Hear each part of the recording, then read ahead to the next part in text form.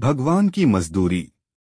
एक गरीब विधवा के पुत्र ने एक बार अपने राजा को देखा। राजा को देखकर उसने अपनी माँ से पूछा, माँ क्या कभी मैं राजा से बात कर पाऊंगा? माँ हंसी और चुप रह गई, पर वह लड़का तो निश्चय कर चुका था। उन्हीं दिनों गांव में एक संत आए हुए थे, तो युवक ने उनके चरणों में अपनी इच्छा रखी। संत ने कहा, अमुक स्थान पर राजा का महल बन रहा है, तुम वहां चले जाओ और मजदूरी करो, पर ध्यान रखना वेतन न लेना, अर्थात बदले में कुछ मांगना मत, निष्काम रहना। वह लड़का गया, वह मेहनत दोगुनी करता पर वेतन न लेता। एक दिन राजा निरीक्षण करने आया। उसने लड़के की लगन देखी, प्रबंधक से पूछा, यह लड़का कौन है जो इतनी तन्मयता से काम में लगा है? इसे आज अधिक मजदूरी देना। प्रबंधक ने विनय की, महाराज इसका अजीब हाल है, 2 महीने से इसी उत्साह से काम कर रहा है, पर हैरानी यह है कि यह मजदूरी नहीं लेता। कहता है मेरे घर का काम है, घर के काम की क्या मजदूरी लेनी? राजा ने उसे बुलाकर कहा, बेटा तू मजदूरी क्यों नहीं लेता, बता तू क्या चाहता है?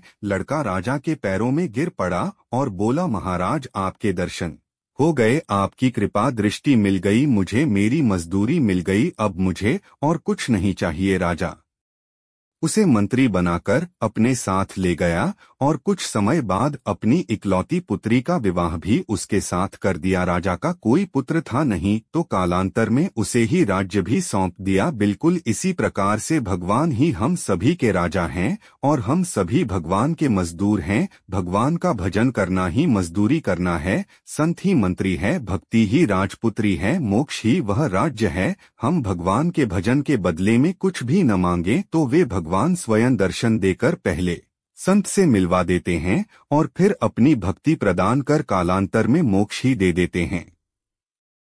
वह लड़का सकाम कर्म करता तो मजदूरी ही पाता, निष्काम कर्म किया तो राजा बन बैठा। यही सकाम और निष्काम कर्म के फल में भेद है। तुलसी विलंब न कीजिए, निश्चित भजिए राम, जगत मजूरी देत है, क्यों राखे भगवान।